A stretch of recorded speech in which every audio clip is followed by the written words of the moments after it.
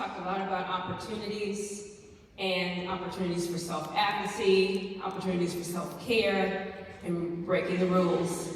And I'm going to talk about putting those two things together so we can take it to the next level. Let me start with a statistic, an interesting statistic. According to a Women in the Workplace study published this year, over the past 2 years, 48% of women leaders in the corporate sector have left their jobs or changed jobs because they wanted more opportunities to advance. These women leaders have learned a valuable lesson. Opportunities don't just happen. You need to create them. Let me tell you a little bit of how I learned that story. I was 13 years old in the summer of 1983, and my parents decided to move our family from Chicago to the small suburb called Naperville. As I stared out the window in the car and we're driving to the new home, to the new neighborhood, I saw the landscape just change. It went from these city buses and L trains, anybody know about L trains in Chicago? And in these like small, well-kept homes to large mini mansions and long roads and lush great lawns. And I started to have this kind of saddening, sinking feeling that my adjustment to the new home and the new neighborhood would not be easy. So I asked my parents, when and how will I ever see my friends again? And my mom just looked at me and said, we will still have a phone, and besides that, you will need to be creative and find opportunities to stay close to your friends. Either because of necessity or ambition or both, creating opportunities was a regular theme in our household. I was raised by parents who from birth experienced hatred and being treated less than human every day. Both of my parents were born and raised in Alabama, arguably one of the most racist states in the southern part of the US, and the oppression and segregation of the civil rights era that they grew up in really seemed to limit their ability to strive for more and to rise above the poverty that they were born into. But I believe even at a young age, my parents understood opportunity does not just happen. You need to create it. And they decided in 1960 to go with a lot of other black folks and migrate from the southern part of the US to northern cities like New York, Detroit, and of course Chicago. They moved to escape the discrimination and subjugation of the segregated South. But they also moved because they wanted to manifest their belief that with a good education and with hard work and working smart, like we learned earlier today, you can achieve great things. So once they arrived in Chicago, they had a little realization. The South did not have a monopoly on racism. The North had its fair share as well, but despite the obstacles they faced, they worked hard, they built a community of family and friends that believed in them, and that community also told them that even in Chicago, do not expect opportunities to just happen. You will need to create them. They took that advice seriously, and in the summer of 1983, they moved our family from the south side of Chicago, away from people who shared our culture and our color, to Naperville, a place where people treated us as if we were aliens from another planet. A place where people called us special black people, because of course only special black people will be allowed to live amongst the rich white people that live there. Or we were called niggers. And so to go back to the ghetto where we came from, I saw and I felt the disappointment in my parents as once again they were being treated as other, even after getting degrees from prestigious universities and working really hard to be able to afford a small suburban home. But despite that, they still told me and my brothers that you can create your own opportunities with the strength of character, with grit, with intelligence, working hard and smart. You can create your own opportunities. And so, as a teenager, I really didn't want to stand out. Most teenagers don't want to stand out. They want to fit in. But I was different in a way that I could not change. And I was one of the only black students in a high school of 3,000 people, very large high school in Naperville.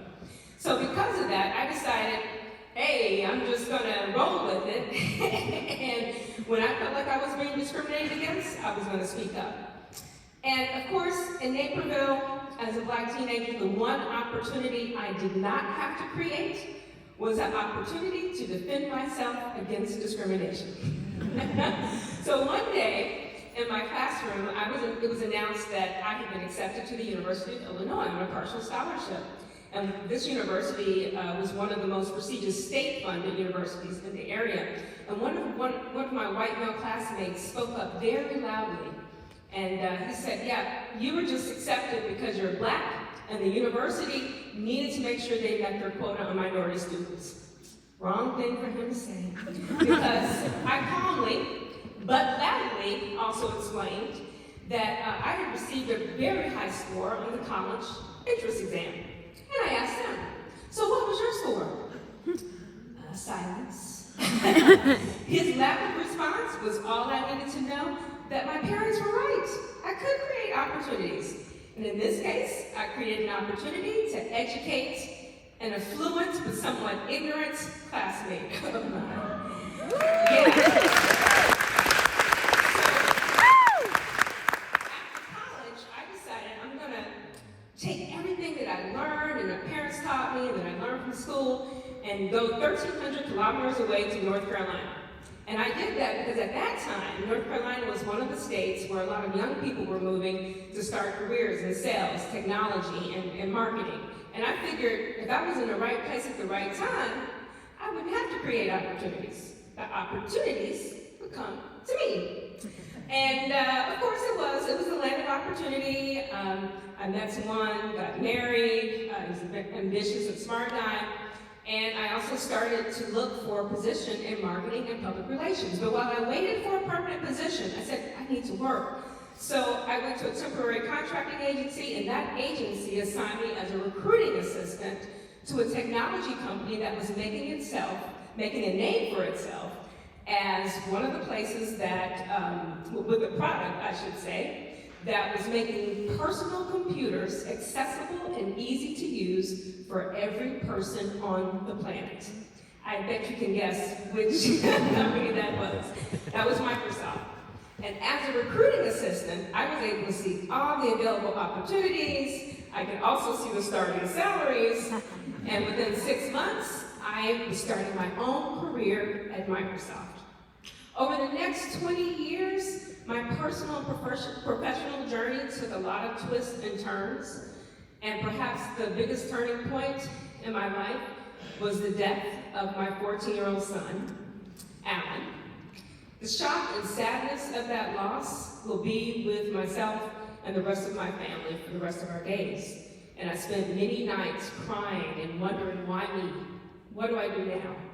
And when you go through something like that, you face those difficult challenges, you tend to go back to some of the basic beliefs and values that really give your life purpose and meaning. And I did. I needed a new chapter. I needed a new opportunity. And I decided that I needed to create that opportunity. It wasn't just going to happen. And I also understood that Microsoft's presence in my life was not by chance.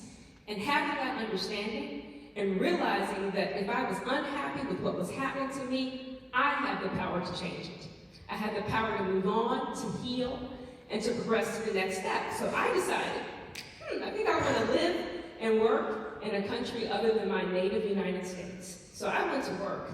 I sought guidance and counseling from my international network. I consulted allies in Microsoft's executive ranks, and one of those allies was a white male. I think they just talked about it. He was a great sponsor and advocate, and he made sure that my hard work and my performance excellence was seen by other Microsoft executives. And within 9 months of starting my search, I was offered the newly created position at Microsoft. I was the first one hired in the entire company as Customer Success Account Director. That offer came with a fully funded relocation to the Netherlands.